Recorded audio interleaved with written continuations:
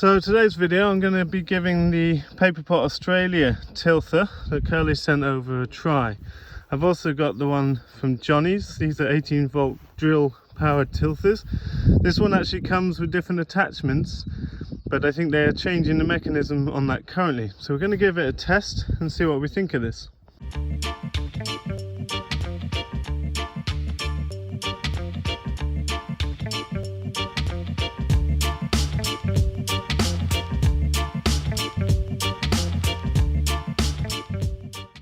Now I just want to make absolutely clear I'm in no way affiliated with this product. I don't get paid to do the review. I did get a free sample to test out, and that's the benefit, I guess.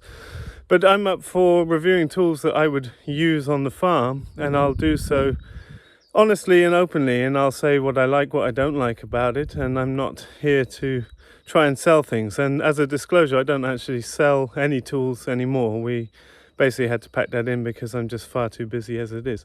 But I'm excited to try this, especially in our tunnel. It's a bit of a mess. Now this is just on soil, so we get a lot of weeds in here, and I'm not actually used to weeding.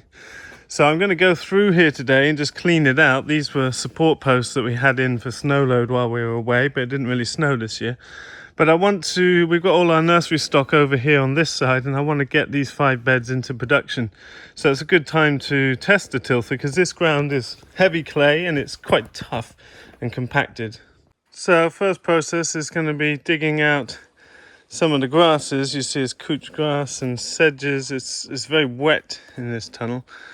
I'll go along the edges here and take up this plastic, and then I'm just going to hit it with the tilther. And I expect this to be a weedy tunnel because it's just bare ground, and it always has been.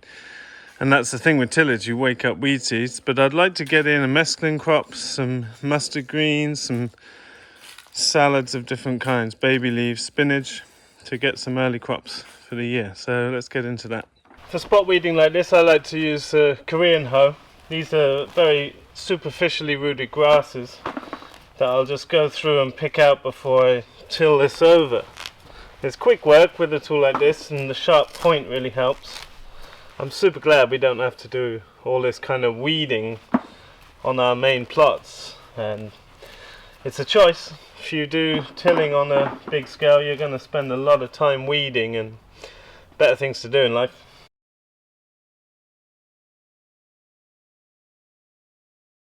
Well, that didn't take very long. Highly recommend Korean hoes. This is an epic tool. I love it. That isn't a lot of space to weed, and to be honest, I haven't done the edges because my intention is just to get crops in here as soon as we can now. But that is more weeds than we have in the entire 200 beds that we have outdoors here. If you're spending any time weeding as a grower, I highly recommend you change your tact, or at least consider it very seriously, because the benefits of no dig are just phenomenal. Way less weed pressure. We literally spend less time weeding the entire market gardens here than this place. Much better soil fertility, soil care. Soil is covered and protected all the time with the fertility as the mulch. Why are you not making this no dig, I hear someone ask? Well, good question, but this is a space that is used in very different ways at different times. We've used it for housing livestock in the winter, which is a possibility always due to the way things change and animal numbers change. Last year we used it for some cropping, but it's also been used as a nursery for putting in tree stock in root trainers. This year I want to crop it early, and I might cover it up again later. We had an idea to build outdoor heated racks as a secondary hardening off space or outdoor space for podding on, which would allow us to pod on a lot more crops and have a lot bigger plants to put out first thing in the season. Who knows? Not sure. I wasn't even planning to be at the farm much this year, but because we're changing the use of this space all the time, we haven't ever made it permanently no dig. Now I think the 2 beds here are pretty similar in composition, and the 2 beds here are similar, so that's a good comparative test. Let's give this a whirl. Never used it before, but we'll see how we think it works.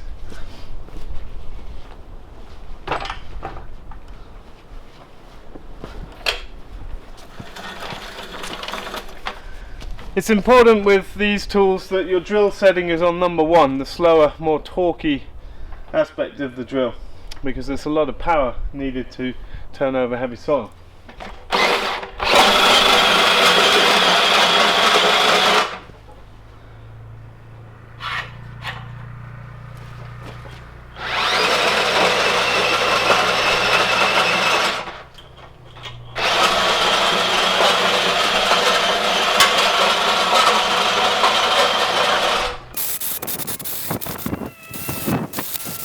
My battery went flat, so got to give it a changeover.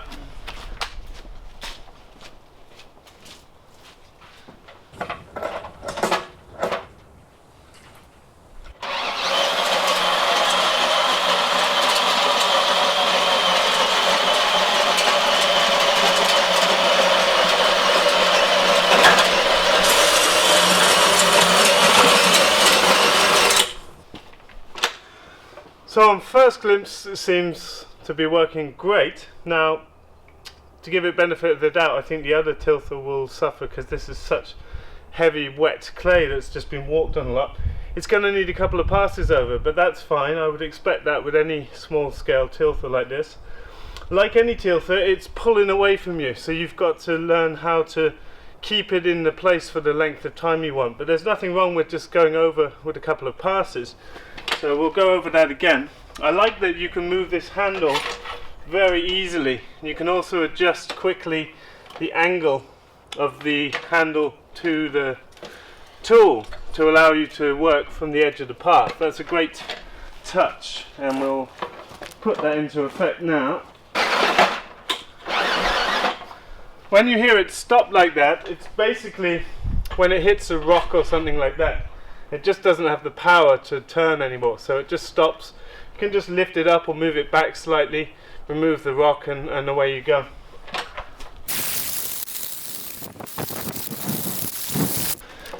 Now it seems like my batteries are just low. It's very cold, it's been in -degrees. So let's go and have a look along the bed. Now it's much wetter up this end, and you can see it leaves bigger chunks, but as we get further down you can see it's tilting well. Now I would have expected it to take at least 2 passes, but down here it's getting pretty sweet. That's fine for me to seed into. I'll give it a rake over and add chicken manure. I think on a bed like this it's gonna fluff that up perfectly. This bed again is heavily compacted because we were using this and walking on these a lot last year. So batteries are a bit low, but it seems pretty impressive so far. So for comparison, the Johnny's unit has a little bolt that holds the drill in. I think that's a nice touch. But I don't like this gammy string. It's not the best design in my mind. This is a smaller tilther, it won't go so deep, so I'd expect it to go through a bit easier, but let's give it a test, see how it works.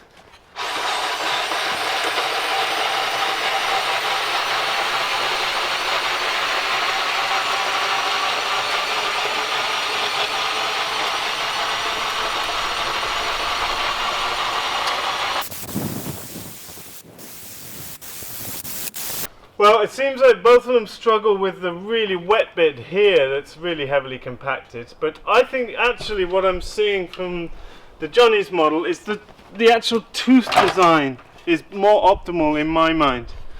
With the Ellia, you've got straight blades with hooks, whereas these have got more of a curve to them, and they're closer together and smaller, and I think for surface cultivation, the design of the teeth here is actually more optimal. Now, just for comparative sake, I was telling you about having to put the handle right down to the ground to get the flat surface with this tool. I'll show you what that looks like on my second pass.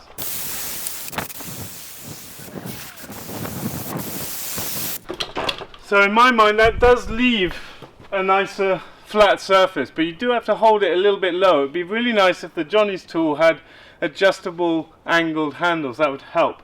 I suspect, as I said before, that these holes are indicative of a plate being able to be attached here, and I think that would be a good trick. But I like this tool. The functionality of it is much better in terms of being able to angle the handle, move the handle, and the mechanism for the drill is much better. That rope, you can see I have to hold it off to the side on the Johnny's model, and that's just a bit flunky. So I think they are both looking pretty good, but I do like the teeth design of the cultivator on the actual Johnny's unit. I'm going to go over this one again and see if we can get a nice finish with the Ellia 3000.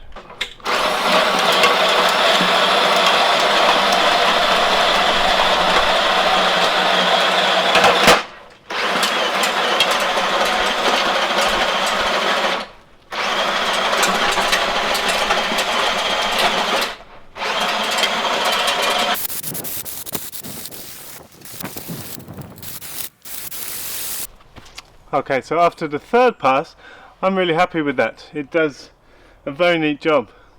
Now, I suspect the very ends of these beds I'm going to have to go over one more time with both the tools because it's just so compact. Up the other end it's much nicer, and I'm very happy with the result.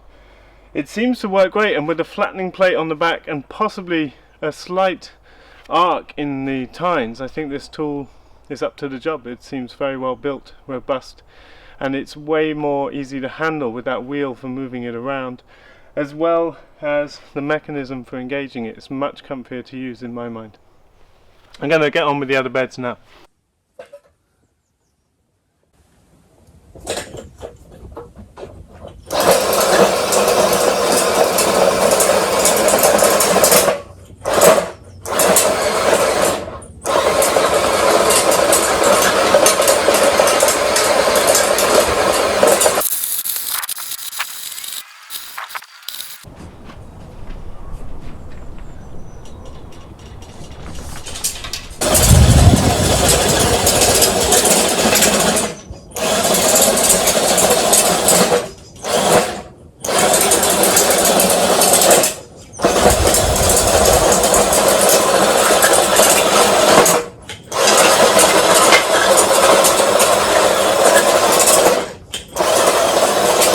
For the first time I've used the tool and still getting to understand its little quirks. It's powerful, it does what it needs to do. I would expect any tilther to struggle with this clay here, but it seems to do a perfect job.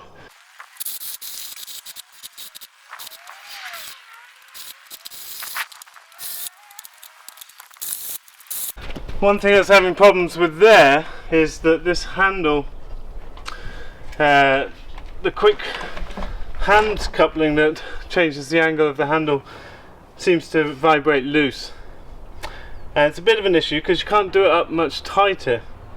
It's not like the strength of a bolt or something. It's handy that it's quick release, but it's giving me issues on that bed.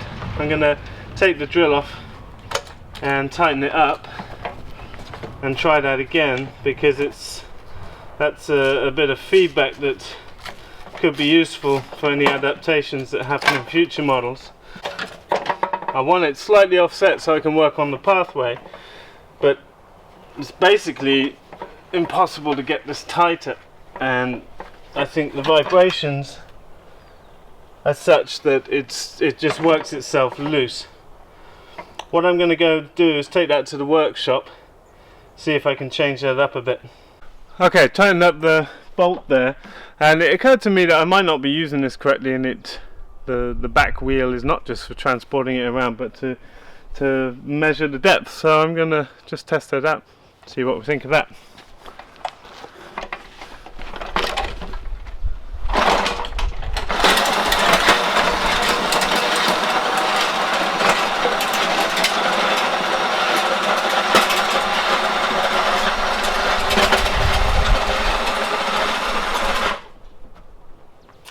That definitely controls the depth more, but I can get the feeling that that's not how this tool is meant to be used. I don't want those marks left in my bed, so I'm just going to abort that and till the bed over.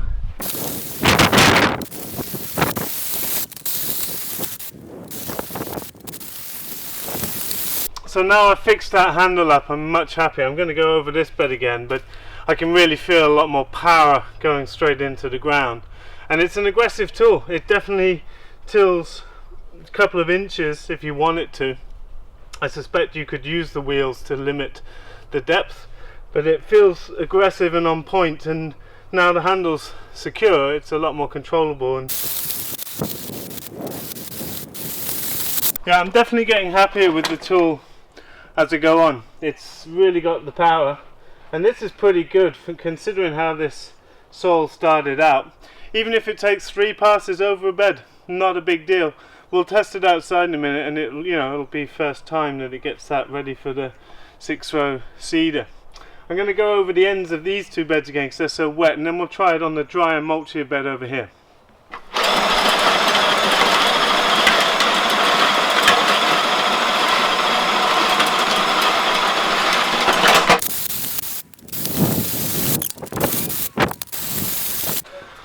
So as I said, this bed is a lot mulchier. Down this end is heavy clay and it's very waterlogged, but the other end is light compost, so I expect this to do a great job first time.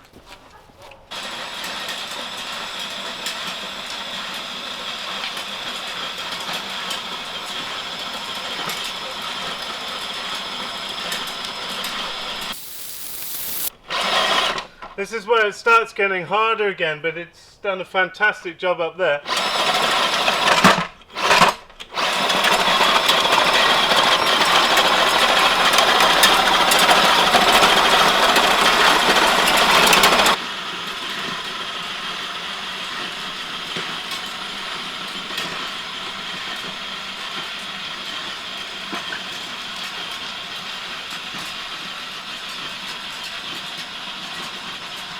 That smashed it through there. I mean, that's as good as any. It's one of our kitchen knives here. Don't know how that ended up there. You find all sorts left in funny places on a farm like this. But this end where it's wet, it needs to go over again, but it smashed it through the compost layer, which is going to be what it's like outside. I'm happy to seed straight into that. So it really did turn out to make very light work of this, and especially on this bed on the left, there's a lot more compost on here, which is much more how most of our beds are. It's done a really good job, and that's a surface that you could immediately seed into. It's a very nice finish. I'm gonna use chicken pellets. This is organic pelletized chicken manure, so it's easy to handle. I'm gonna put a bucket of this on each bed. These are about 1.8 times the normal length of our beds. Then I'll rake it over and use the 6-row seeder to put in a variety of crops.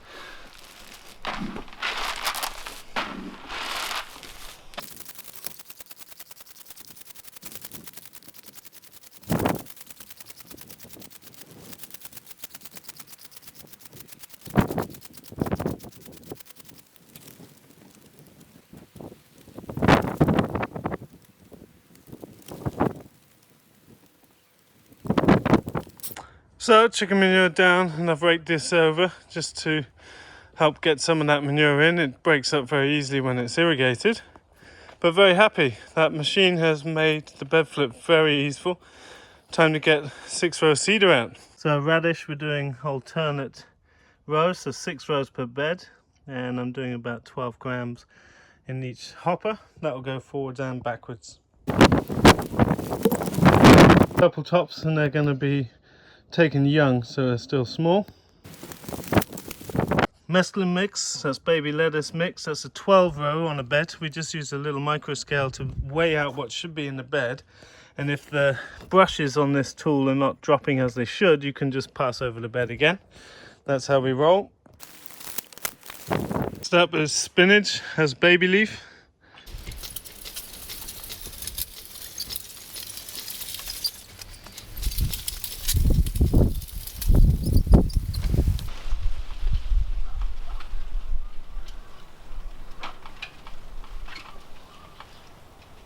Last bed's going to be baby carrots.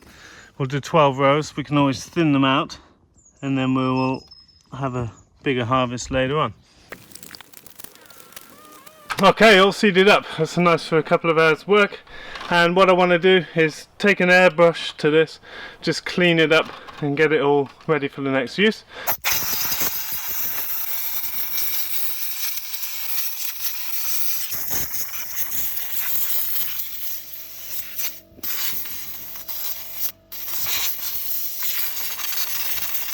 Okay, so let's do a review of the tool, because I tried to take it outside, but the ground is frozen about a centimetre underneath the surface, which is quite dry and compact.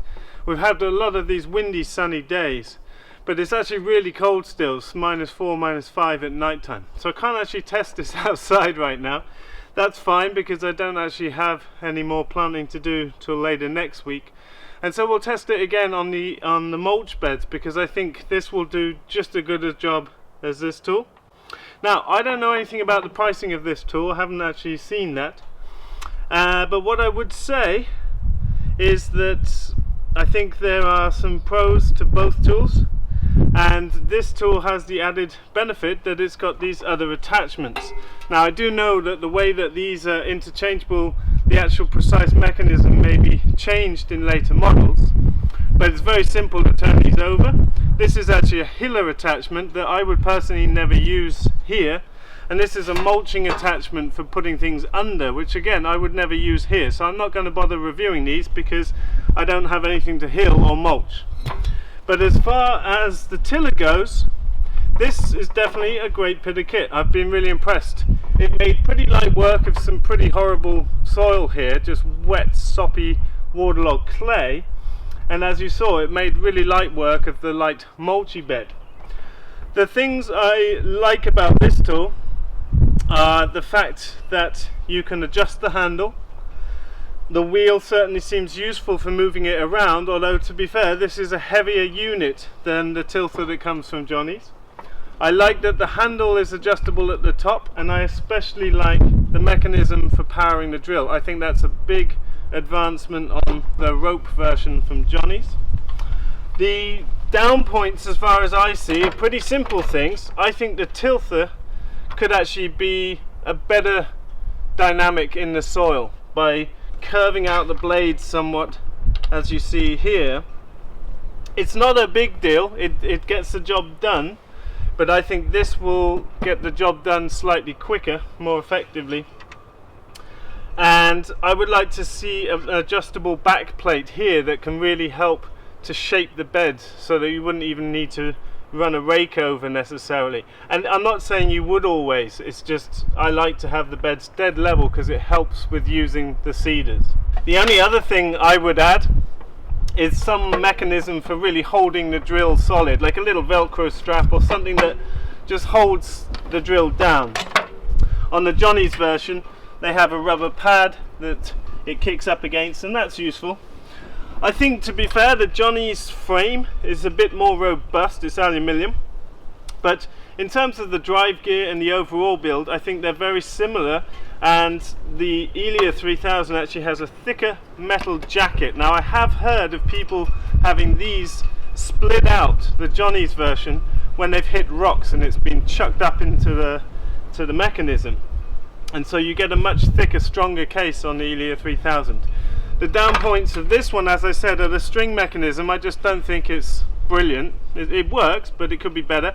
And the fact you can't angle these handles, that's a shame. I do like the blades. It might be the spacing between them and the actual tip dynamics, but I think this does a slightly better job. But for those of you that have crops that are going to be mulched down or hilling when you're actually making beds, I think this could be a better option for you. And so that's as far as I can review this for now. You've seen the results, it does a great job. I think it's a brilliant bit of kit. It's been really well thought out, and a few minor improvements, if they're possible, would make it exceptional. And yeah, I'll leave it at that. We'll test it out on the beds when we get into planting outside, and I'll talk it through and show you the results I get from it there. So that's it for today. Thanks so much for watching, folks. I've got to get the watering on now, and it's time to get organised with putting up the rest of the windbreak around the south beds here, and then we've got a whole bunch more seeding and things to take care of in the greenhouse. Thanks so much for watching, folks. Hope you found that interesting. I'll put links to Paperpot Australia in the show notes below. Don't forget, you can find out a whole bunch more in our online trainings and our book. Stay tuned. Don't forget to subscribe, share the video. We'll see you in the video soon. Bye for now.